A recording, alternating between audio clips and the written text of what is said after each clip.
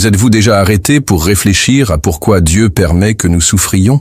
Pourquoi lui, dans sa bonté et sa sagesse, choisit-il d'utiliser la souffrance comme instrument d'enseignement et de sanctification? Si vous vous êtes déjà posé ces questions, sachez que vous n'êtes pas seul. Beaucoup de frères affrontent cette dure réalité et cherchent des réponses profondes à leur douleur. Mais comprenons-nous vraiment ce que Dieu veut nous enseigner à travers les tribulations? Et comment pouvons-nous regarder la souffrance non pas comme un châtiment, mais comme un chemin de croissance spirituelle? Dans cette réflexion, ouvrons nos cœurs à l'enseignement du Seigneur, guidés par la parole et par la lumière du sermon de Charles Spurgeon. Notre dévotion est basée sur le sermon 1084 de Charles Spurgeon, et le texte biblique central se trouve dans Jacques 1, 2, 3. Mes frères, regardez comme un sujet de joie complète le fait de passer par diverses épreuves, sachant que l'épreuve de votre foi produit la persévérance. Ce texte nous montre que la souffrance, les épreuves et les afflictions ont un but divin, produire la patience et la maturité dans la foi. La douleur n'est pas sans sens, c'est une école où Dieu nous enseigne à dépendre davantage de lui, à croître en sainteté et en confiance. Dieu ne permet pas que la souffrance nous visite sans un but saint. Chaque larme versée, chaque affliction supportée est une leçon qui nous façonne à l'image du Christ. Souffrir, c'est apprendre à mourir pour nous-mêmes et à vivre pour Dieu. Charles Spurgeon. Sermon 1084. Spurgeon nous révèle que la souffrance, bien que douloureuse, est un instrument de l'amour divin, une discipline qui purifie et transforme le chrétien pour qu'il reflète davantage la gloire du Christ. Souffrir n'est pas facile, et nous comprenons rarement ses raisons au moment même où nous traversons la douleur. Cependant, c'est précisément dans ces temps que Dieu nous enseigne le plus. Il utilise la souffrance pour briser notre orgueil, révéler notre faiblesse et nous conduire à une dépendance authentique envers lui. En souffrant, nous devons nous rappeler que nous ne sommes pas seuls. Le Christ a aussi souffert et nous offre réconfort et exemple. Cette communion dans la douleur fortifie notre foi et nous permet de persévérer. Pratiquement, cultiver un esprit et un cœur enseignables face à la douleur implique de chercher Dieu dans la prière, d'accepter la discipline avec humilité, de méditer sur les Écritures pour trouver espoir et but, et de chercher du soutien dans la communion fraternelle. Même lorsque la douleur semble insupportable, nous devons avoir confiance que Dieu agit, même quand nous ne voyons pas, pour notre bien et pour sa gloire. La souffrance est une école divine où nous apprenons les leçons les plus profondes de la foi. Il ne s'agit pas seulement de supporter la douleur, mais de permettre qu'elle nous façonne et nous transforme selon la volonté de Dieu. Pour cela, il est nécessaire de marcher avec des pas fermes et conscients. Voyons 5 aspects essentiels pour ce cheminement. 1. Acceptation sage de la volonté de Dieu. La première étape pour apprendre de la souffrance est d'accepter que Dieu, dans sa souveraineté et son amour, permette les tribulations pour un but plus grand. Cela exige humilité et foi, car nous voulons souvent uniquement un confort immédiat. En acceptant la volonté divine, même sans tout comprendre, nous ouvrons la place à l'apprentissage et à la transformation. Mes frères, regardez comme un sujet de joie complète le fait de passer par diverses épreuves, sachant que l'épreuve de votre foi produit la persévérance. Jacques 1, 2, 3. Dans ce texte, Jacques nous exhorte à trouver une grande joie dans les épreuves, car elles produisent persévérance et maturité spirituelle. 2. Recherche intense de communion avec Dieu. La souffrance révèle notre besoin de Dieu de manière plus aiguë. C'est un appel à rechercher plus d'intimité avec lui par la prière, la méditation de la parole et la louange. Cette communion fortifie le cœur et renouvelle l'espérance, faisant de la douleur non seulement un fardeau, mais une opportunité d'expérimenter la présence consolante du Seigneur. Spurgeon soulignait que la prière est l'encre du chrétien dans les tempêtes. 3. Humilité pour reconnaître notre faiblesse. La douleur nous expose à nos limites et à notre dépendance absolue de Dieu. Reconnaître cela est essentiel pour ne pas tomber dans le piège de l'orgueil spirituel. Paul dit dans 2 Corinthiens 12, 9, « Et il m'a dit, ma grâce te suffit, car ma puissance s'accomplit dans la faiblesse. Je me glorifierai donc volontiers de mes faiblesses, afin que le pouvoir de Christ repose en moi. » Ainsi, dans la souffrance, nous devons embrasser notre fragilité et laisser la force du Seigneur se manifester en nous, non par nos forces, mais par sa grâce. 4. Persévérance dans la foi même, sans réponse immédiate. Dieu ne nous révèle pas toujours immédiatement la raison de la souffrance ou la sortie de celle-ci. La persévérance est un exercice constant de confiance, même en l'absence d'explications claires. La Bible nous appelle à être fidèles jusqu'à la mort. Ne crains rien des choses que tu dois souffrir. Voici que le diable mettra quelques-uns de vous en prison, afin que vous soyez tentés, et vous aurez une tribulation de 10 jours. Sois fidèle jusqu'à la mort, et je te donnerai la couronne de vie. Apocalypse 2:10. Cette fidélité se manifeste surtout lorsque la compréhension humaine échoue. Rester ferme sur le chemin, en faisant confiance à Dieu, est un témoignage puissant de la véritable foi. 5. Partagez les expériences de souffrance avec les frères. La souffrance ne doit pas être un voyage solitaire. La communion avec d'autres chrétiens fortifie, console et aide à interpréter les leçons que Dieu enseigne. Spurgeon valorisait l'Église comme un corps qui soutient ses membres dans les moments difficiles. Partager ses douleurs et apprentissages aide à édifier la communauté et favorise l'encouragement mutuel, faisant de la souffrance une source de croissance collective. Frères, quelle est la leçon la plus difficile que la souffrance vous ait enseignée?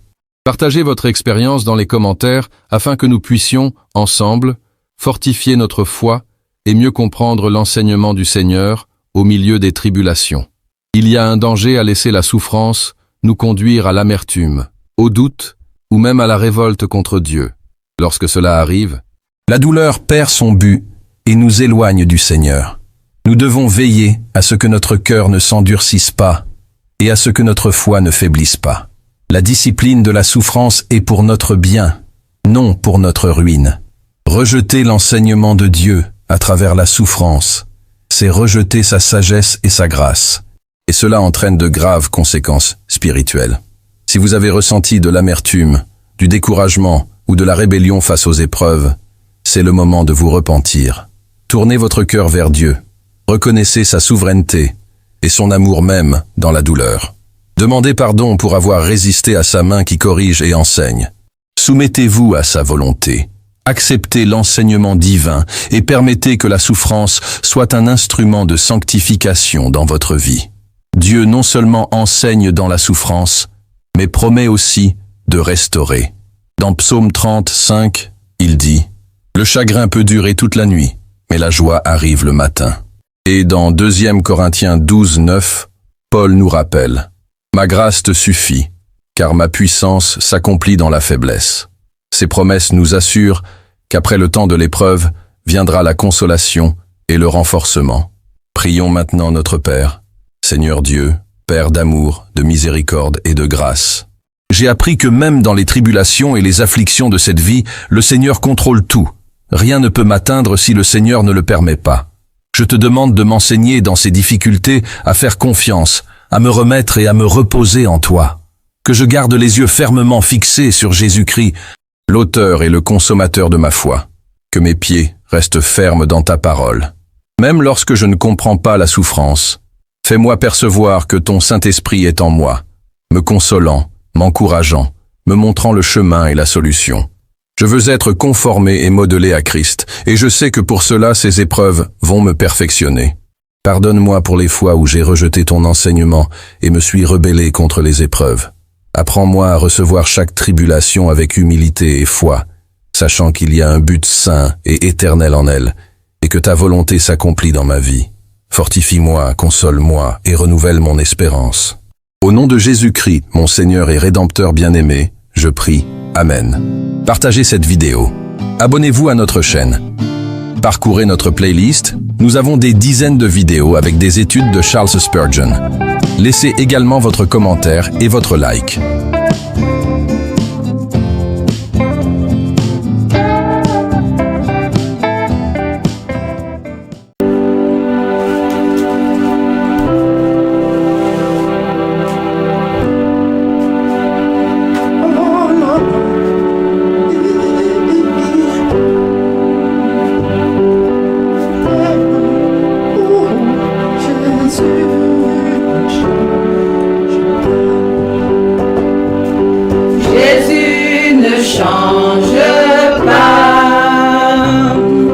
Jésus ne change pas.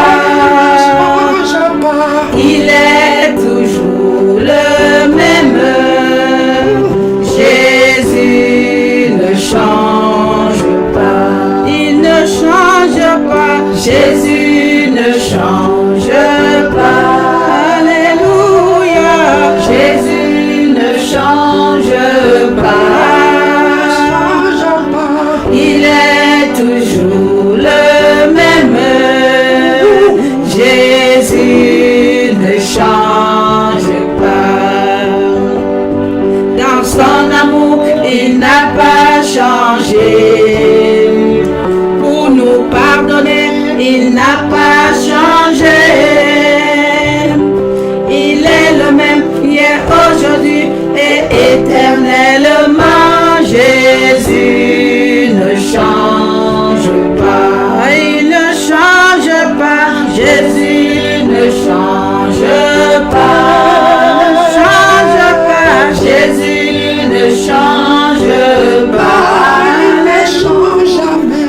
Il est toujours le même.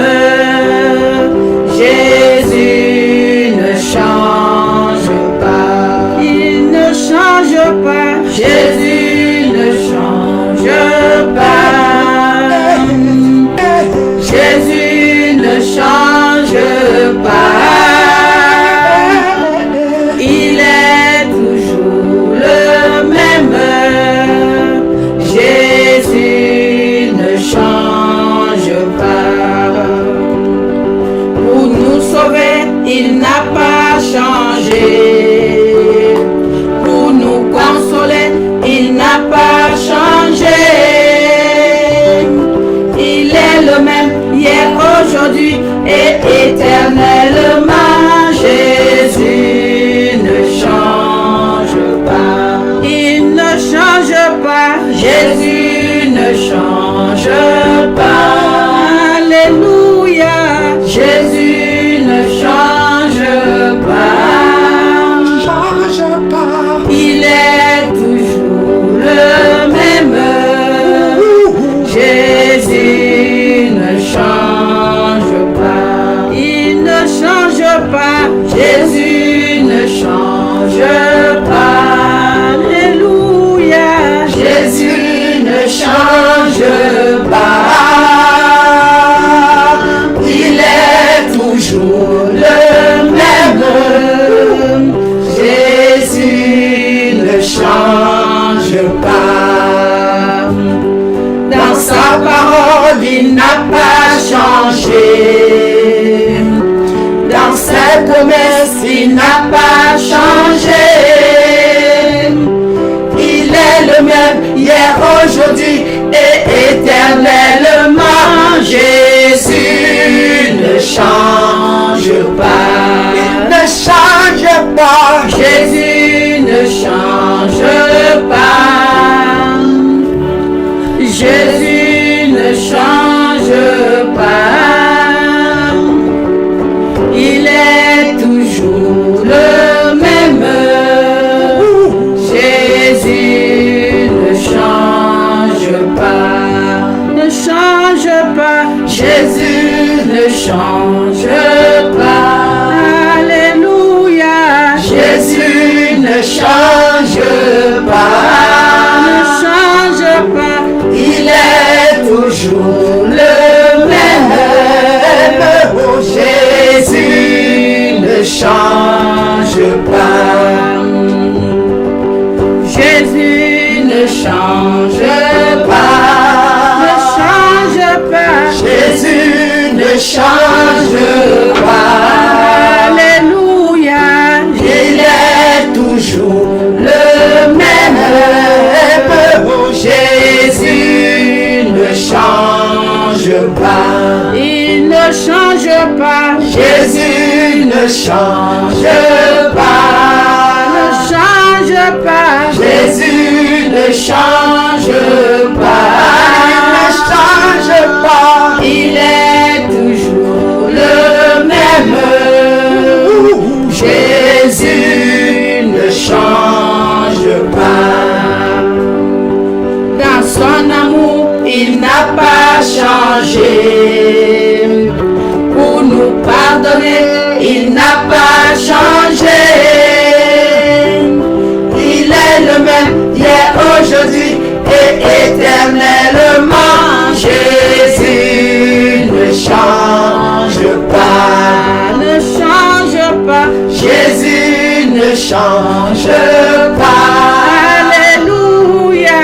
Jésus ne change pas. Il ne change jamais. Il est toujours le même. Jésus ne change pas. Jésus ne change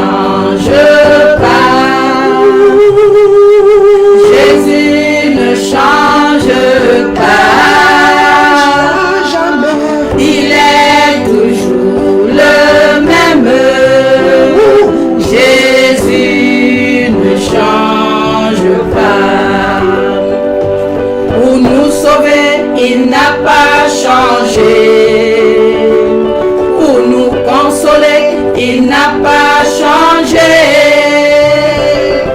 Il est le même hier, aujourd'hui et éternellement. Jésus ne change pas, il ne change pas. Jésus ne change pas. Alléluia. Jésus ne change pas. Il est toujours le même. Jésus ne change pas. Il ne change pas. Jésus ne change pas. Jésus ne change pas. Il ne change pas. Il est toujours le même. Jésus ne change pas. Dans sa parole, il n'a pas changé. Dans ses promesses, il n'a pas changé. Il est le même hier, aujourd'hui et éternellement. Jésus ne change pas. Non, il ne change pas. Jésus ne change pas. Alléluia. Jésus ne change pas. Ne change pas. Il est toujours le même. Jésus ne change pas. Il ne change pas. Jésus ne change pas. Alléluia. Jésus ne change pas. Il est toujours le même. Jésus ne change pas. Jésus ne change pas. Jésus ne change pas.